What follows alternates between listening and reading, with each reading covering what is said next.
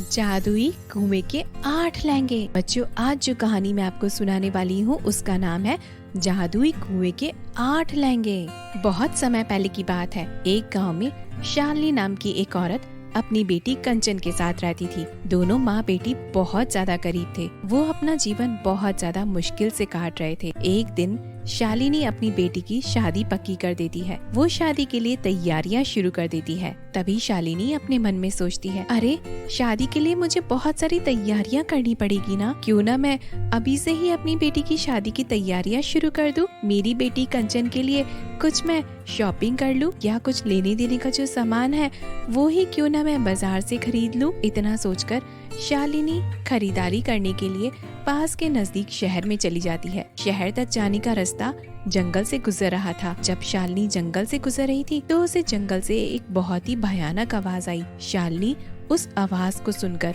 आवाज की तरफ चलने लगती है। तभी वो देखती है कि एक पिंजरे के अंदर बहुत सारे जानवर कैद हुए होते हैं। तभी शालिनी सोचती है, ये इतने सारे बेजुबान जानवरों को पिंजरे में किसने कैद किया है। लगता है यहाँ पर कोई शिकारी है जिसने इन बेजुबान जानवरों को इस पिंजरे में कैद कर लिया है। मुझे इसे बचाना होगा। तभी वो सारे जानवर चिल्ला चिल्ला कर शालिनी से कहते हैं, हमें यहाँ से बाहर निकालो, हमें यहाँ से बाहर निकालो। एक शिकारी ने हमें इस पिंजरे में कैद कर लिया है। वो हमें मार कर खाना चाहता है। उस शिकारी ने हम सभी जानवरों को कैद कर लिया है। वो शिकारी जल्दी ही आता होगा। अगर हम इस पिंजरे से बाहर नहीं निकले तो वो शिकारी हमें किसी को बेच देगा या फिर हमें मार कर खा जाएगा। कृपया करके आप हमें बचा लीजिए, हम मरना नहीं चाहते। तभी शालिनी कहती है, हाँ हाँ, मैं तुम लोगों की मदद कर सकती हूँ, लेकिन ये पिंजरा बहुत ज्यादा मजबूत है। ये पिंजरा मैं कैसे खोलूं? तभी जानवर कहते हैं, इस पिंजरे से बाहर निकलने का एक उपाय है। यहाँ से बहुत दूर एक गुफा है। उस शिकारी ने इस पिंजरे की चाबी उस गुफा में छुपा रखी है। उस गुफा के अंदर बहुत सारा खजाना है। उस खजाने में से तुम्हें चाबी ढूंढकर यहाँ पर लानी होगी और फिर ये ताला खोलना होगा। जैसे ही तुम ये ताला खोलोगी हम यहाँ से आजाद हो जाएंगे। तभी शालिनी उस गुफा की तलाश में इधर उधर घूमने लगती है। थोड़ी देर बाद शालिनी को वो गुफा दिखाई देती है। अरे लगता है ये वही गुफा है जो मुझे जानवरों ने बताई थी। मुझे इसके अंदर जाना चाहिए। इतना कहकर शालिनी उस गुफा के अंदर जाती है और अंदर जाकर शालिनी उस गुफा में उस चाबी को ढूंढने लगती है। थोड़ी देर बाद शालिनी को वो चाबी मिल जाती है।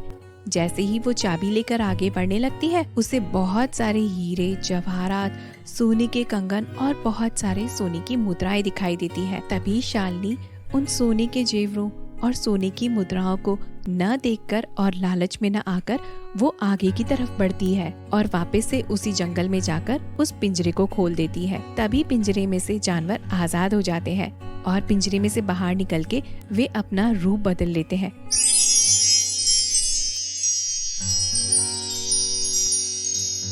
वो जानवर 8 परियों के रूप में बदल जाते हैं। अरे आप तो 8 परियां हैं जिन्हें मैंने आजाद कर दिया। अब आप आराम से खुले आसमान में घूम सकती हैं। तभी परियां कहती हैं, हाँ शालिनी, तुमने हमारी जान बचाकर हम पर बहुत बड़ा एहसान किया है। तुम बहुत ही ज्यादा दयालु लड़की हो और तुम बहुत ज्यादा नेक लड़की हो, इसलिए हम तुम्हें कुछ देना चाहते हैं। तुमने हम 8 परियों की जान बचाई है, इसलिए हम तुम्हें 8 लहंगे देना चाहते हैं। तुम्हें इन 8 लहंगों को अपने गाँव वालों की नजरों से बचा कर रखना होगा। अगर किसी ने इस लहंगे को देख लिया तो इसका जादू खत्म हो जाएगा। लेकिन परी जी, मैं इन 8 लहंगों को भला कहाँ पर छुपा कर रखूंगी? शालिनी, तुम्हें इन लहंगों को छुपा कर रखना होगा। तुम्हारे घर के बाहर आंगन में जो एक पुराना कुआं है, तुम उसके अंदर इन 8 लहंगों को डाल देना। जब भी तुम्हें मदद की जरूरत होगी तुम हमें आवाज देना। तुम्हारी आवाज सुनकर हम तुम्हारी मदद करने के लिए बाहर आ जाएंगे। इस तरह परियां शालिनी को वो 8 लहंगा दे देती है। शालिनी उन 8 लहंगों को लाकर अपने बाहर वाले कुएं में डाल देती है और अपनी बेटी को सारी बातें बताती है। अब इन लहंगों को कोई खतरा नहीं है क्योंकि मैंने इन्हें कुएं के अंदर डाल दिया है। अब ये बात किसी को भी नहीं पता चलेगी। अब ये 8 लहंगे हमेशा इस कुएं के अंदर सुरक्षित रहेंगे। दूसरी तरफ शालिनी अपनी बेटी की शादी की तैयारियों में व्यस्त हो जाती है। लेकिन एक दिन तेज तूफान आता है, जिसकी वजह से शालिनी की झोपड़ी टूट जाती है और दोनों माँ बेटी बेसहारा हो जाते हैं। अरे अब क्या होगा, हम तो पूरी तरह से बर्बाद हो गए। हमारी झोपड़ी इस पूरे आंधी तूफान में खराब हो गई है।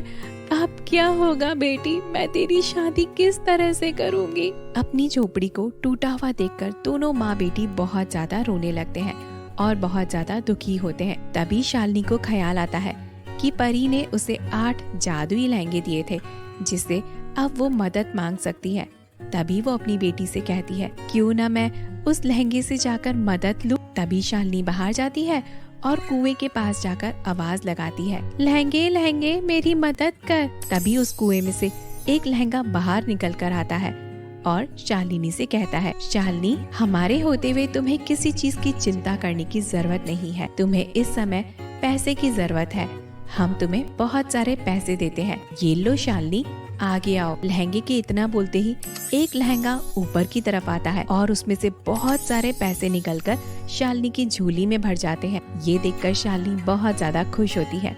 ऐसा चमत्कार शालिनी और उसकी बेटी ने आज तक नहीं देखा था। इसके बाद वो लहंगा वापस कुएं के अंदर चला जाता है। तभी कंचन कहती है, माँ, ये लहंगा तो कितना अच्छा है, जिसने हमें इतने सारे पैसे दिए हैं। माँ, अब इन पैसों से हम बहुत सा सुंदर एक घर बना सकते हैं। हाँ बेटी, तुम बिल्कुल सही कह रही हो। अब हमें जल्दी से अपनी सारी तैयारियां कर लेनी चाहिए और हम एक बहुत बड़ा घर भी बना लेते हैं। थोड़े दिन बाद शालिनी और उसकी बेटी एक बहुत सुंदर सा घर बना लेते हैं।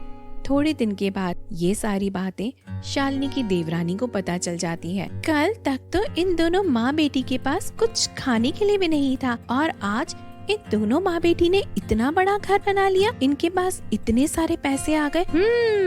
पता लगाना होगा इन दोनों माँ बेटी के पास इतने सारे पैसे कहाँ से आए। कुछ करना होगा।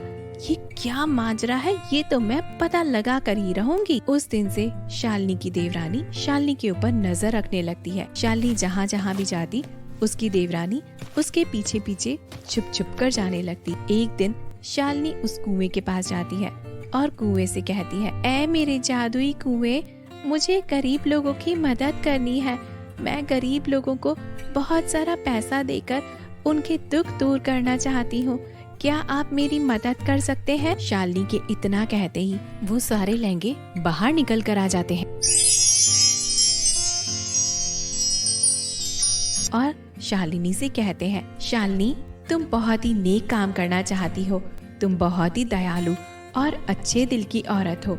इस काम में हम सारे लहंगे मिलकर तुम्हारी मदद करेंगे। ये लो शालिनी। और फिर उन 8 लहंगों में से बहुत सारे पैसे निकलकर जमीन पर गिर जाते हैं।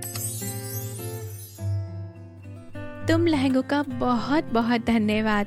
अब इन पैसों से मैं उन सब जरूरतमंद लोगों की मदद करूंगी और उनके बीच में बहुत सारी खुशियां बांटूंगी। शालिनी की देवरानी दूर खड़ी रहकर यह सब देख रही होती है। अच्छा, तो ये बात है। शालिनी इस तरह रातों रात अमीर हो गई। इस लहंगे की वजह से उसे इतना सारा पैसा मिल रहा है। मुझे इन लहंगों को किसी भी तरह से बाहर निकालना होगा। उस दिन शालिनी की देवरानी रात होने का इंतजार करने लगती है।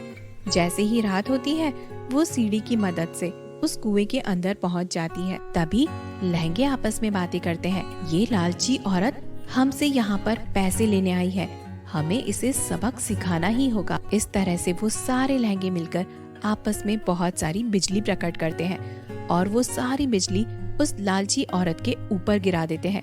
तभी वो देवरानी जोर जोर से चिल्लाने लगती है, हे राम, मर गई। अरे बचाओ मुझे कोई, मुझे बहुत जोर से लग रहा है।